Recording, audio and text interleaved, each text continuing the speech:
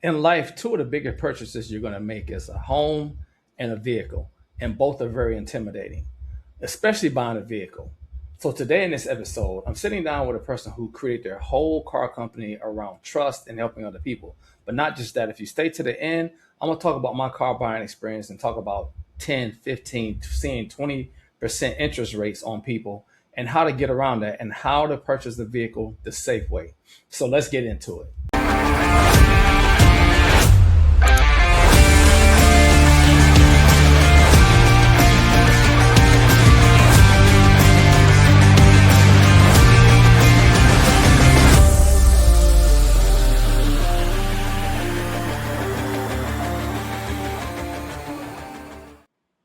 Hello and welcome back to High Ground Financial Freedom Podcast, the Freedom Podcast where we talk about faith, family, finance, and fitness. And today I'm bringing on an individual named Paul Bolivar. And Paul is an individual that started his own car company. And I'm not going to spill the tea. I'm going to let him share about this whole car buying experience and why he bought a vehicle, why he set it up this way. And so I ended up purchasing a vehicle through him. And my experience was amazing, completely different from what I ever experienced before, because I definitely went in with that saw major laser beam and hitting them with these questions. So with that being said, Paul, for the members and the viewers that don't know who you are and the listeners, I want you to share away just a quick story about who you are, brother. All right. Hello, first than anything. My name is Paul. I'm 37 years old. I'm originally from Merida. And yeah, how it started is after spending a few years in the corporate world. I was living in China, in Shanghai, working as a procurement controller for Coca-Cola China. So yeah, I reached a point where I felt I need to try something by my own. Uh, so I quit the job and moved back to Merida, which is where I studied my university. Um, and honestly, I didn't really have a master plan or anything. I just always loved cars, and I really, yeah, my professional background was buying, negotiation, procurement, so I thought it was going to be a good idea for me to start flipping cars while I figured things out. I didn't have the plan. I just start doing it while I find something else to do. All right. And at first, it was just, flipping cars was okay. I started the business slowly till one day that I sold a car to a Canadian woman, and she have a lot of questions regarding paperwork, insurance, ownership, the titles, uh, and I find I see her, um, she I see her and I feel like when I was in China, when I have no Mm-hmm. idea what these papers say, what this means. I feel her. I feel she's struggling with the paperwork. So I explained here everything. We ended up doing the sale. After the sale, she invited me to one of these Facebook expats groups, um, because she believed a lot of people have questions related to cars, right? So I joined the group, and at the beginning for me it was just helping people, right? I've been on the same struggle when I was an expat myself. So answering a few questions to help people on a Facebook group, I thought it was a good idea, like to, give some clearance to people that it's buying a car, right? Um, I thought it was going to be, answering a question or two every week, but after a few weeks, 3, 4 weeks, I realized that, there was a lot of people asking the same questions. How you buy a car, how you know the title, it's a title, how you get insurance, all the things related to a car buying, right? Mm-hmm. Um, as you know, car purchase is probably the second biggest investment you're gonna make after housing. So yeah, I just write a post in this group, because I have consultant background, so I just write a post in this group, describing a service. On that moment, it was not as clean as now. Of course, it's been years, but yeah, I write a post on that group telling, like, if you need help to buy a car, I can help you out. This is a new service I'm offering. Hit me up, right? And that post bring me the first two customers I have ever had. And yeah, here we are 9 years later. Yeah, 9 years. So what is one of the biggest mistakes that you see that expats make when purchasing a vehicle? Because I know a lot of people from the United States, from Canada, from different places, they come to Mexico and they have this mindset. Mexico is just sombreros and tacos, and it's just a bunch. It's like a jungle, Yeah, or it's a desert, and they have no idea that you have every car company here, or malls, and the infrastructure is amazing. Okay, it's just sometimes we don't know what we don't know, and there's yeah. car companies everywhere here. So what's some of the biggest mistakes that you see people making when buying vehicles in Mexico? I would think the biggest mistake is rushing in, like trying to make it faster, you know, uh, because people rush into a purchase, because they don't want to rent or they don't want to use Uber for a long. So they just buy, or yeah, they buy the first good looking car. Uh, but that doesn't mean that it's a good car. Mm-hmm. In Mexico, we have a lot of people that do car flipping as a second activity. Some of them main activity, but most of these people will think on the short term. So they just want the car to look good, but it doesn't mean that it will work good or it will be, reliable car. All right. Mm-hmm. I have met people before that, they just go for the first car they saw. They thought it was a great deal. The car looked, it looks good.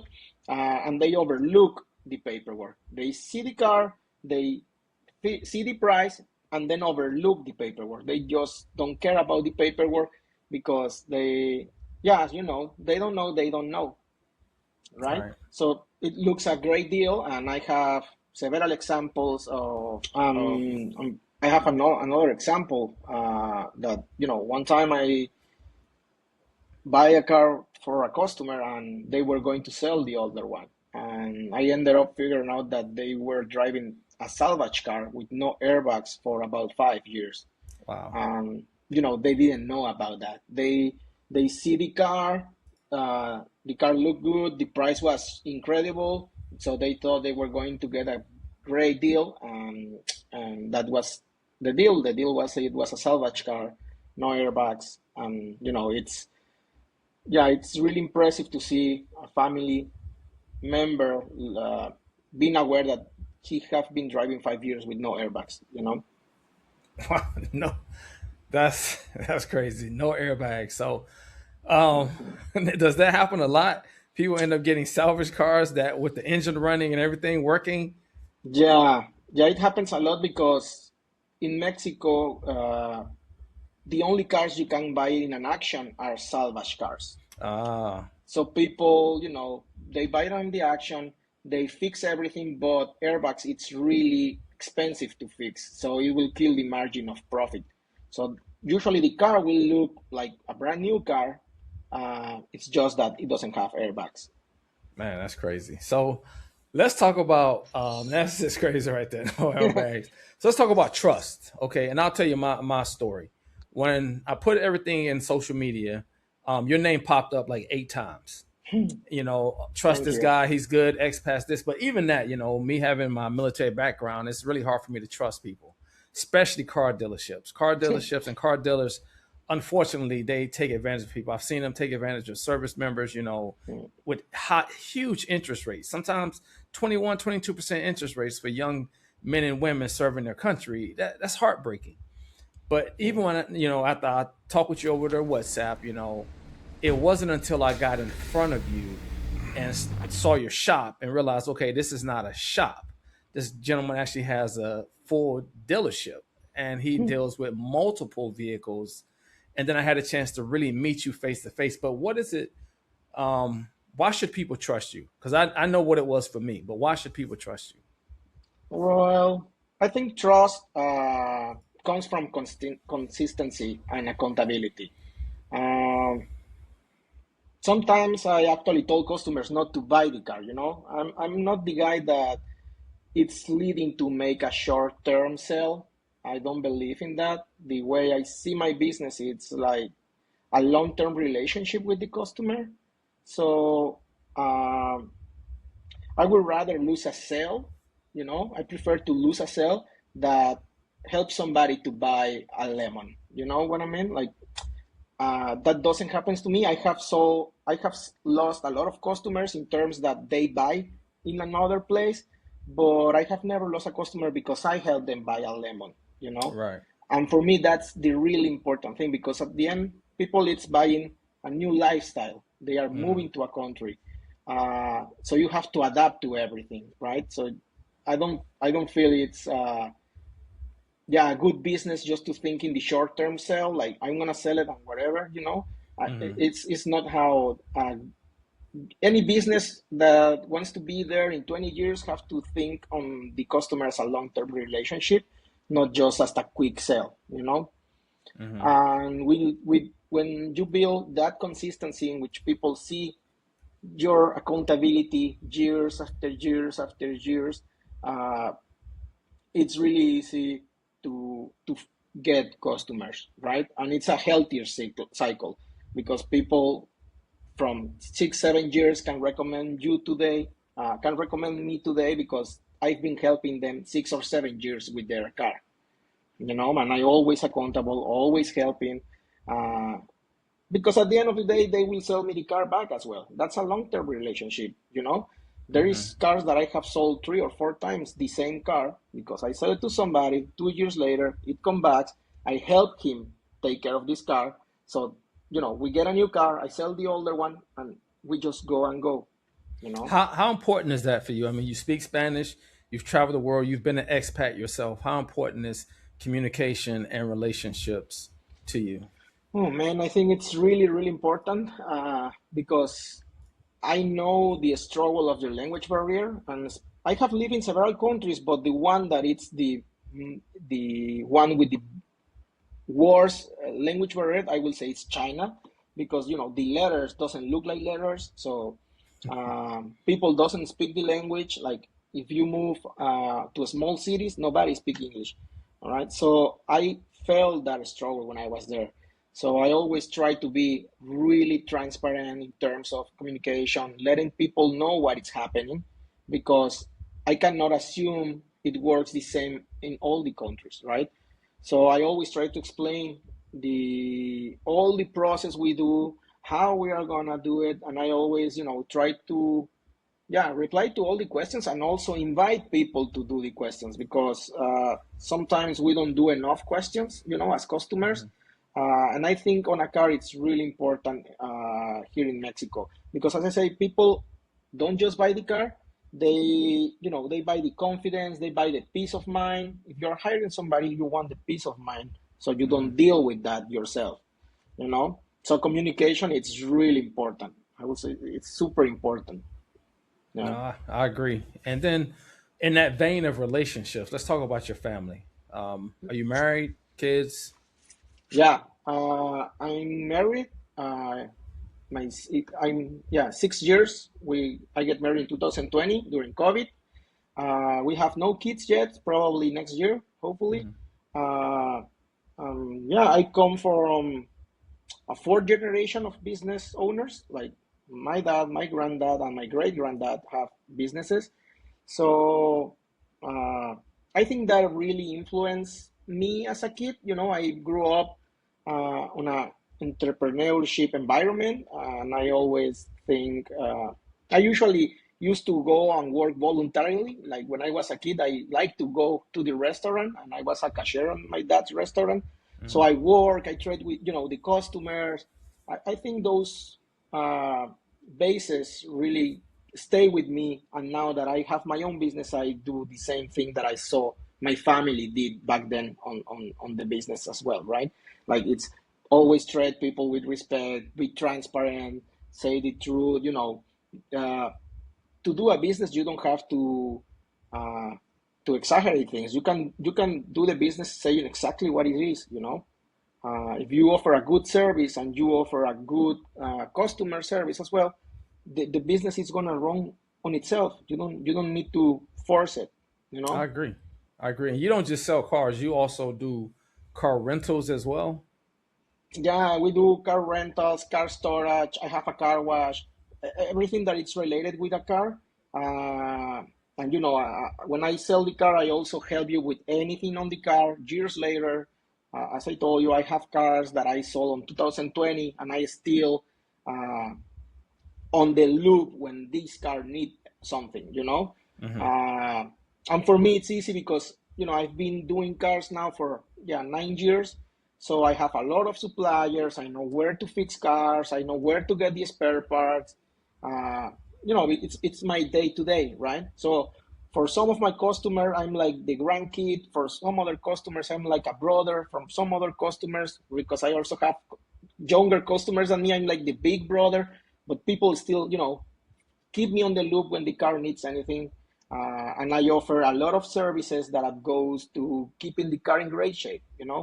Um, like the storage. There is people that they live on the beach, but they don't want to leave the car at the beach for 6 months, right? All So I right. keep it. It's one of the other services, and those services have, uh, you know, I see the need and I just offer it to my customers. Like the storage, I don't offer it to anybody. I mean, in order for me to storage the car, you have to buy the car through me, All right. so I know the car. Hmm. Yeah. No, excellent, man, excellent. So, as far as like someone planning on moving to Merida, or let's just say for someone visiting Merida, and they want to rent a vehicle, what information would you give them as far as that? Like, how would they contact you? And I'll post that up here as well. Well, they can contact me. We have a web page. We have a WhatsApp number. Uh, you should know that WhatsApp is probably the most used communication app in Mexico. So not just for the cars, but if you come in here, you probably will need to download the WhatsApp here, and that's how we do most of the communication. And what's your WhatsApp. WhatsApp number? I can give you the two WhatsApp numbers. One is you have to add plus 52 if you are keeping a US number, but it's plus 52 9994 159704, and you can Okay. contact me there. All right. All right. I can Perfect. also Perfect. give you my email later, so you can put it here somewhere. All right, I Sound good? got you. Yeah, definitely, definitely. And then for anybody planning on, let's say, moving here 2, 3, 4 years or indefinitely, what is something that you can suggest? And I'll also put up here, post some people like a person that will help them with the moving. But what advice can you give to somebody that's thinking about moving long term here to Merida, Mexico, or just anywhere in Mexico? The first thing I will, and this is also a suggestion people do for living in a city, is visit the city, stay 3, 4 weeks on that city, and then you will figure out if you like it or not. For the cars, it's a similar thing. Sometimes customers come from really big cities on the US or Canada, and on those cities, most of the people will drive a big SUV, like a pickup truck or a really big 6-cylinder SUV. Um, you will surprise how many people reconsider these sites when they move to Merida. You move to Merida, you think that you might get a big SUV. 2, 3 weeks later, or if you rent a car, you find out that you probably are going to be okay with a smaller car, you know? Because Merida, if you live in Centro, it's really narrow streets. So you need to, just as housing, you need to prove first. If you are able to do it, I would recommend you to rent a car for a week or two, just to see how that works for you in terms of space, because we don't have big malls or big parking spots, so it's sometimes hard to park if you have a really big car. We say you don't have big malls. Yeah, we have big malls, but The parking, yeah, I was about to the say because the parking malls spots, here yeah, yeah, are yeah, shockingly huge. I yeah. But mean, but I understand if what you're you, saying as far as the yeah, parking. the Yeah. parking. Yeah, the stores are big, malls are big, a No, lot of malls, but the that's big. parking is Yeah. definitely can be very, very, very Narrow. narrow. So Yeah, that's that's what I great mean. Yeah. advice. Yeah, that's great Yeah. advice, man. Now, listen, Paul, I appreciate you coming on here because what I wanted people to see was your transparency, your honesty, and not Thank you. all car dealers are evil. It's a completely different No, experience, okay, thank you. working with you. So here's the thing, guys. If you're planning on moving over here or if you're planning on visiting Merida, contact this gentleman. I'll put his email on here. I will tell Thank you. you that he is an exceptional human being. The experience for me was completely different because I went in with the laser eyes, I went in with the blade hand, expecting, okay, I'm gonna have, who is this guy? He's gonna try to take me for a ride. Completely different experience. Pretty much the same experience you get from 90% of the people here in Merida. But when you're buying a vehicle, no, I'm not about to get taken for a ride. But yeah. Yeah. So with that being said, hey, listen, Paul, thank you for being here. Truly appreciate your time, brother. And Thank you. God bless. I hope you all got something from this. Let's continue to get that financial freedom.